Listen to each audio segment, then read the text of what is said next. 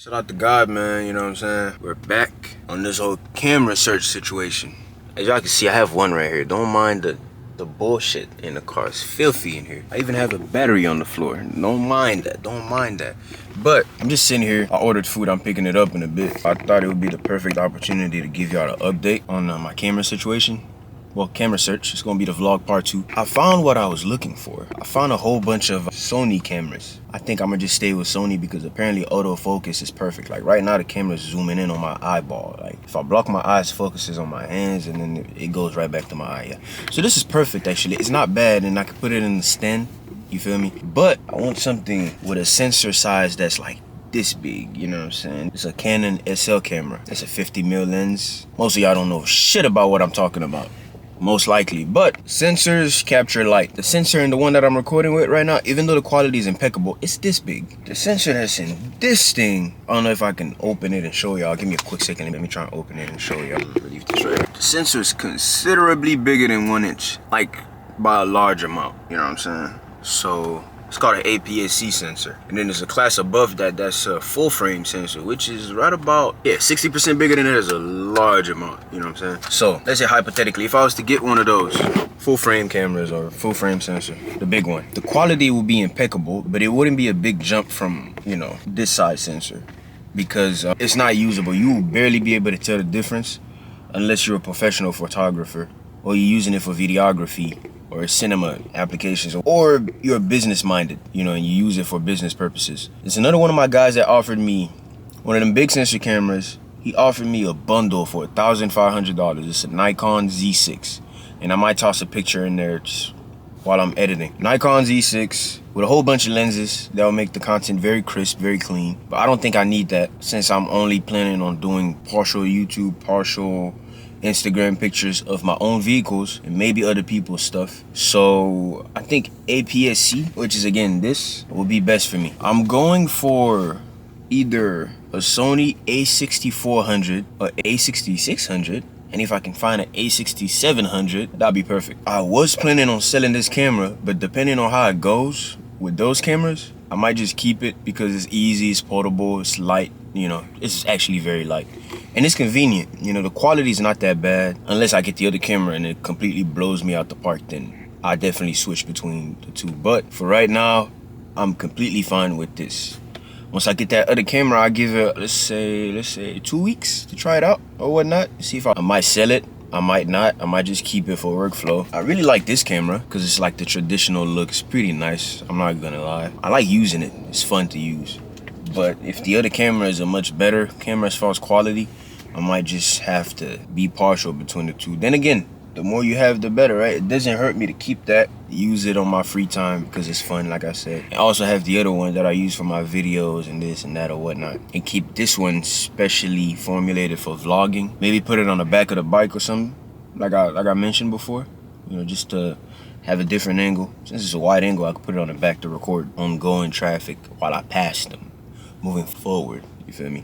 But yeah, that's the situation. I'm getting great deals actually, especially on bundles, cameras and lenses. The camera body on the A64 would be right around, I want to say the lowest one I found was $600 for a used one, of course. I think brand new they still go for around $1,000, just the body. And the lenses are also very expensive. I do not want to have to go and buy lenses. I want to get a bundle, something that I can off the bat start using and shoot my videos straight up without having a fuss about, oh yeah, what lens do I need? Do I need this? Do I need that? Of course, I'll be upgrading mostly throughout the week. Knowing me, I'm probably gonna go for weekly upgrades. My room's gonna be full. My dad's gonna hate me. Oh shit. But yeah, camera, lenses, right around $1,000. It's a few people that offered me a variety of things, you know, camera, a lot of batteries, cases, backpacks, which are all expensive, you know, if I was to buy them individually. What else? Lenses, you know, long range, short range, background blur situations. Let me see if this one does the background blur thing. Right now my background should be blurrier, you know. But yeah, that's pretty much it. I guess I'll give y'all an update once I make my decision. I do have to go drop the car off at home because my dad needs to take it to some appointment somewhere, but I'll be taking the bike out to possibly buy one of those cameras tonight before work, which is at 8. So hopefully that goes well. and I'm able to make it to work on time because I also don't want to get fired. It was one particular deal that was very nice. It was on the A64. He was giving me 2 lenses. I think he was at 1200 last time we talked. He said at 1000 he would basically give me the kit lens that comes with it, which is the wide angle. It zooms pretty far, decent amount, right about the level of this lens. This one is fixed, it doesn't zoom in or zoom out. But let me see, is product showcase on? Is it? I don't know how to access that, so I'm not gonna worry about it. But if you look at this thing, which is in focus by now, the lens is pretty short. It can only, you know, the amount of zoom you can get is fixed. So basically, let's say if I was wanting to take a picture of that sign right there, I would have to physically move to a distance that's appropriate to however much of that I want inside of the frame, you know? Well, inside of the picture, for the people that don't really understand technical terms or whatnot. It's either that or nothing. There's no zooming in, there's no zooming out, that's it. So the one he's giving me would have a decent amount of range as far as the zoom, 17 millimeters, which is, I want to say, wider than this that I'm recording right now. So it'll probably be from over here to the whole window, I want to say, instead of just this amount of frame that I'm currently showing. And it will zoom in as far as 50 millimeters or 55, which I'm probably gonna input some of the pictures that I took with this thing so y'all can see what that looks like. And let's keep in mind that it's a physical distance.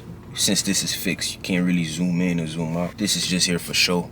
I think I can program it to be whatever I want, that little roller right here. So I could change, like, you know, exposure or whatnot. For the people that use their iPhones to take pictures most of the time, exposure is the key term. But yeah, and he has one that's like very far on the zoom. Like basically it starts from whatever that is to deep into microscopic levels. He would sell me that one for an extra $200, which I'm thinking I should definitely go for and just sell that lens, because brand new would cost $1,500 just for the lens. And that's my second thing about those cameras. The lenses are expensive, bro. I was trying to go for a full frame, but the lenses are even more expensive. For example, this thing right here was $300 used. Just the top, just the lens. You know what I'm saying? On a full frame camera, that would be $1,100. It's right about 60% of the price, like a price increase. Why? I never really understood that. And apparently if you get a cheap lens, the quality is gonna be some shit. You don't really wanna do that. So I'm thinking it would be a great idea if I stuck to medium-sized sensors, APS-C, just learn on that. Apparently it's not that big of a difference if I'm not doing professional work or whatnot. So I just stick with that. Eventually I want a full frame camera, eventually. If bro gives me a good enough deal on his bundle with the Z6, the Nikon, I will take that. Let's just be clear on that. If I can't reach out to him, I'll go get that 64. I'll probably eventually sell the 64, give me a 66 or a 67, depending on what my work, money, financial situation is. And yeah, we'll go from there. For now, I just plan on keeping the content on the channel consistent. I want to do more moto vlogs, post them on there. I already have a lot. I just haven't posted it. I have footage, hours long worth of footage. And if it's gonna be 10 minutes videos, I want them to be interesting. I don't just want to ride and post the rides like I used to do. Or I could do that if y'all enjoy the content. Let me know. Comments. For those of you that have my direct contact, definitely hit me up and let me know what the channels, what you're seeing it go, where you. Let me know where you're seeing the channel moving towards. I can start specializing on that.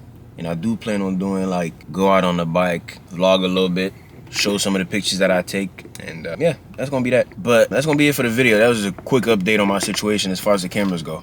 It's for those of you that are interested in that kind of thing. But once I get the camera, I'll do a little bit of it's gonna be a vlog, showing it off, you know, features or whatnot, shape. They look pretty nice. I'm a technology guy, and I'm also gonna be building a computer to go with it, just so I can process my media footage a little more efficiently. I'm tired of the MacBook laptop situation. I need a big keyboard. I need to play Fortnite in between editing sessions and those things of the sort. But yeah, that's gonna be that as far as the update goes. Hopefully it goes well. Fingers crossed, inshallah. I'm gonna get this food right quick. I'm gonna drop off the car, and then I have a couple prayers to catch up, so I'm gonna do that too. But yeah, that's gonna be it. Shout out to God. Thanks for the timing, and I'll catch y'all on the next one. Peace.